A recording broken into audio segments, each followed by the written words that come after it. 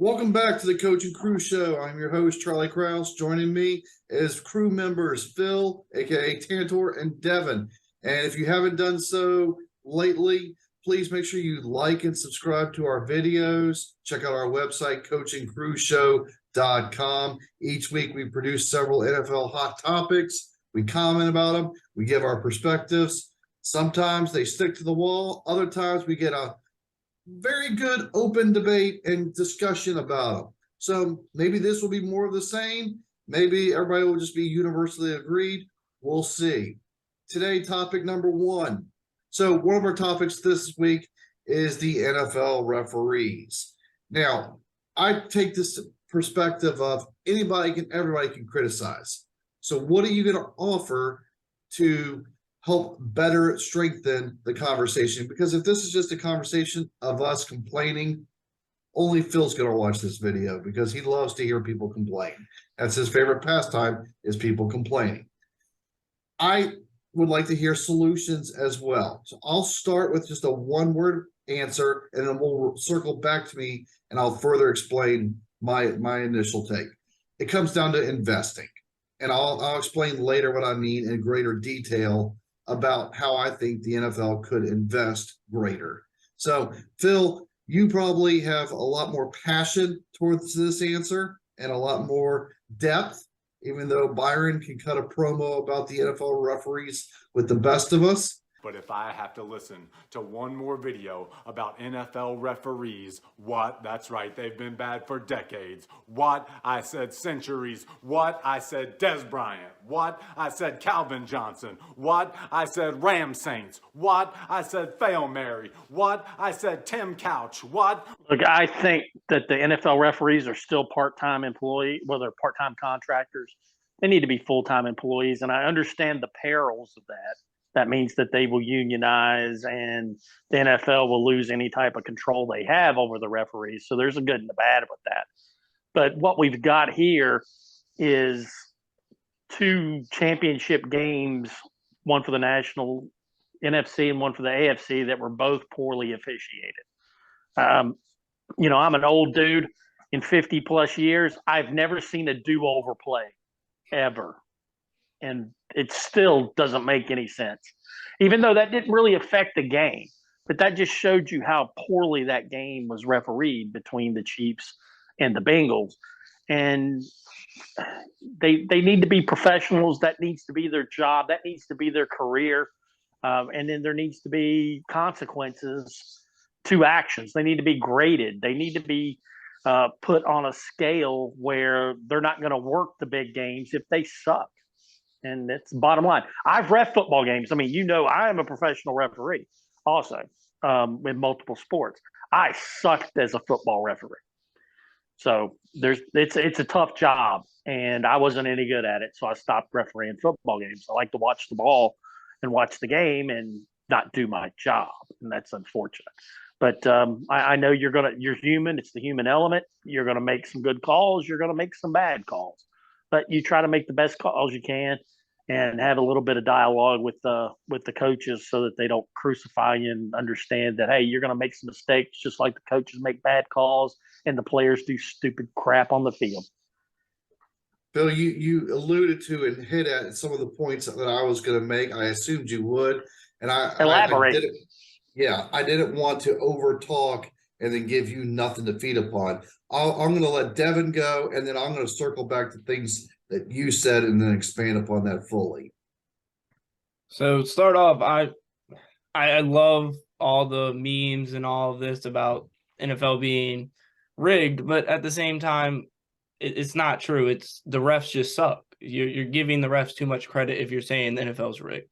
And the number one solution is to make them full time. But then if you also look at it, they need to actually have someone that's up to date on the rules and knows everything and is on site at every game and can, instead of going to New York for replays and all that, they're on site and they can make those calls.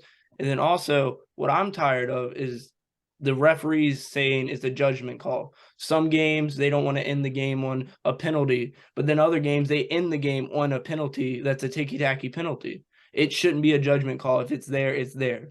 And I I think they just need to be full time and actually held accountable to, if this call was horrible and it really decided a game and the whole nation is upset about it, they should be held accountable for it.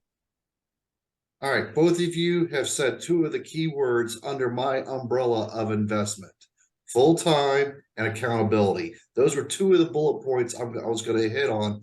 I'm not going to further expand on each of those categories, but I'm going to elaborate deeper. Number one, more education. And what I mean by that, not because I'm the teacher of the room, it also means, are you going to summer sessions? Are you going to spring sessions? When you go and you are working the preseason games at the 32 facilities, is someone there evaluating you and just conducting it? Hey, look, you made X, Y, and Z about talking about the new points of emphasis, but you really didn't elaborate well on A, B, and C. And then in the preseason games, the rating system starts, as y'all mentioned already. It works your way up. And then somehow, some way, there needs to be, yes, accountability for if negatives start occurring. What type of negatives could occur, and do you get penalized by not calling a game the very next weekend? That's going to take money if you go full-time, and the NFL is just not going to want to invest into full-time. At least I don't see it, because they're not going to cut their profits. Maybe they will. I doubt it, though. They'll never cut their profits. They'll find new ways to raise revenues. But do you suspend a guy for 1 week? I don't know, but there needs to be some type of accountability. And then these playoff games, are they all-star groups, or are they, hey, this unit was rated the highest one? And that's something I wish I knew. I just don't. They are all-star teams. That's what I thought. And that messes things up because it should be unit based. But we take a look at all the playoff games. I mean, take a look at how the Jacksonville game ended when they beat the LA Chargers. That ref went after Boza to throw a flag on him. I mean, that guy, there should be some consequences for him facilitating a confrontation with the player. And the player's the one that gets penalized and his team loses because of it. I mean, that's junk. So the referees shouldn't be part of the game. They are there to, promote safe play and a fair game. And every call should be able to be reviewed, period. And I don't think the supervisor should be on site, because I don't want the crew influencing the supervisor. I like the idea of the supervisor being away. As much technology as we have today, the supervisor shouldn't be connected to the crew at all, because the crew shouldn't be able to influence the decision of the supervisor. The other point I want to make real quick is, in some of the other sports, you have 82 games, or in some cases 162 games. So one error for one game, percentage-wise, doesn't hurt the losing team as much. Pro football, you have 17 games. One error, percentage-wise, hurts a team that much more. And yeah, the Jets were eliminated earlier in the season, but if you go backwards to that game, we were like, all right, put an asterisk next to this Jets. If the Jets missed that playoff by one game, that's where it could be. And now that, obviously, a lot of things happen from there, but that's just one of many examples that could be there. So somehow they have to raise the level of education of the referees, the accountability, and then agree full time. It's a professional league. Everything about it should be professional.